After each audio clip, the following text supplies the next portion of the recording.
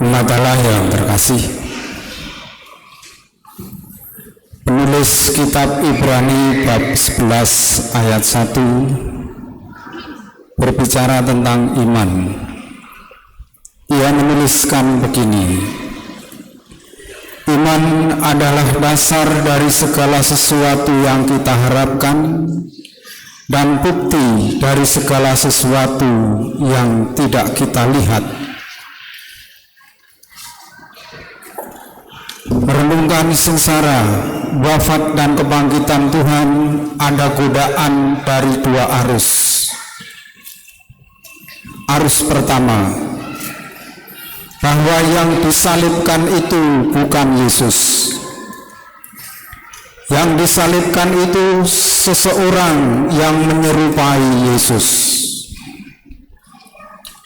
Ini ada arus besar yang mengatakan itu. Arus kedua, seandainya sudah begitu, seandainya toh sungguh Yesus yang disalibkan, sebenarnya Yesus tidak hidup, jenazahnya diambil murid-muridnya. Itu terus diceritakan oleh orang-orang Yahudi. Kalau begitu kita mau apa? Itu bukan Yesus, hanya menyerupai Yesus. Seandainya toh Yesus, dia tidak hidup karena mayatnya dicuri para murid. Iman kita mengandalkan kalau Yesus tidak bangkit, maka sia-sialah iman kita. Kita tidak susah meneladani atau mencontoh Yudas Iskariot. Dia sudah fatal kesalahannya. Nasib Barnabas baik, harusnya dia ikut dihukum bersama Yesus, tetapi atas desakan masyarakat Barnabas dibebaskan. Saya mengajak saudara-saudari untuk belajar dari Petrus. Petrus tadi menyangkal Yesus 3 kali. Dan dalam penyangkalan itu Petrus tidak mengakui sebagai murid Yesus. Tetapi setelah kebangkitannya kita tahu Yesus menjadi rasul kebangkitan. Maka dalam hidup ini menjadi marah, menjadi kecewa, menjadi putus asa seperti Yudas Iskariot, apalagi patah harapan, hanya menjadikan kita orang-orang kalah.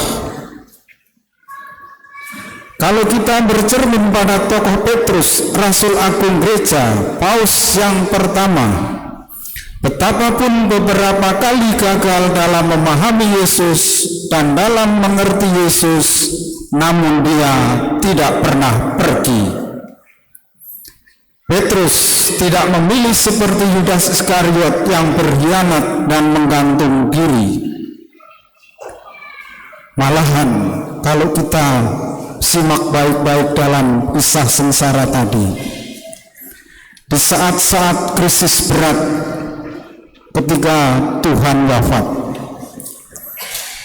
Petrus bersama kawan-kawan memilih berkumpul kembali dalam komunitas, bertekun dalam komunitas, karena Petrus yakin Yesus bangkit.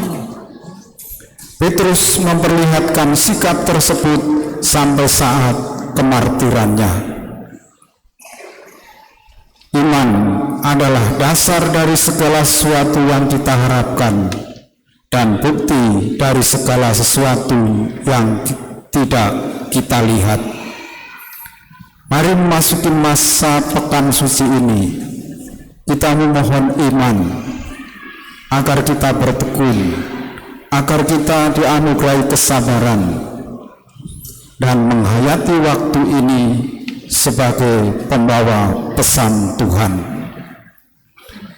Kita berdiri, kita perbaharui iman kita.